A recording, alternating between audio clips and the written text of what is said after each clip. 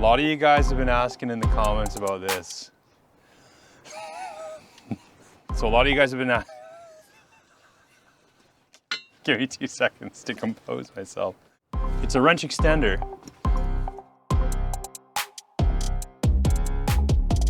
Mueller Kueps.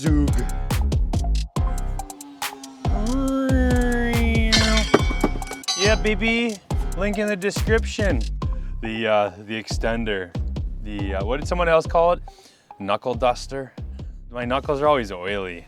But anyways, yeah, it's a wrench extender. It's got a lot of uses.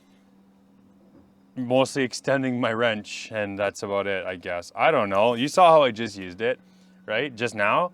Did you guys see that? Did you see that? I did that in the first video, remember? The drippy boy.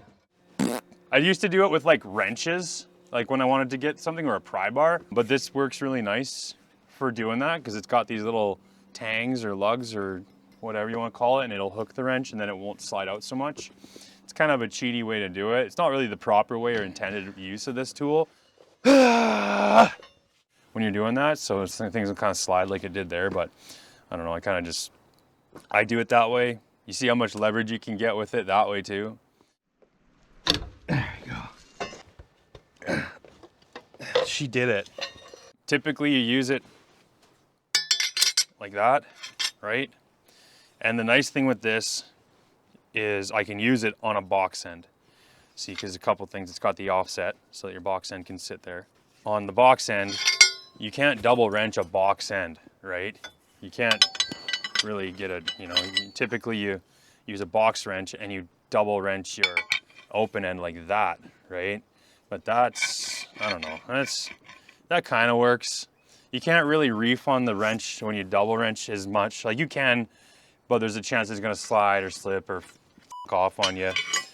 The nice thing with this is it's locked in, and this is an actual tool designed for this. So if you use it for its intended purpose, and say you work on like mine sites or something where you're not allowed to have homemade tools, and you're not allowed to have wrench, like double wrenching is actually like in some workplaces for like their safety manuals, you're not allowed to double wrench, you're not allowed to use steel hammers, all that bullshit. Well, you can get away with this because it's an actual engineered tool.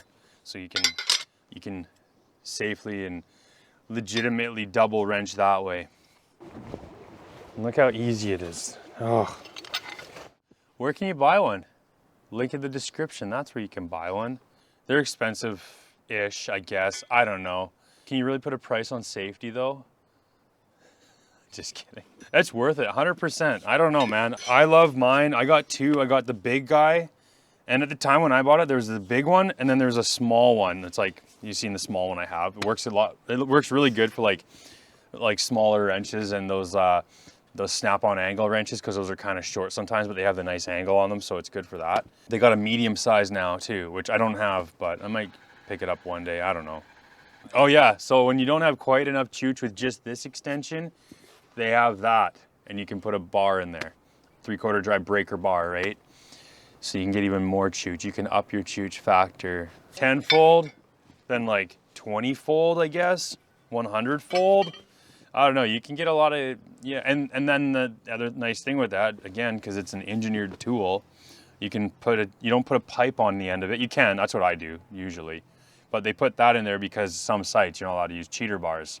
Well, if there's a hole in it, a square hole, and it's an engineered tool, you can get away with putting your breaker bar on it, and it's not against the law, against mine safety rules.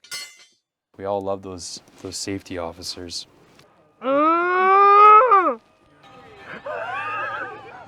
Air wrenching. Carson, pull harder. Face level. 2 hands spaced out. Rotating. I can't. Oh, f you. F your face. Can I help you, or do you want to do it on your own? If you want to hold that, I can pull down on this. I ain't holding shit.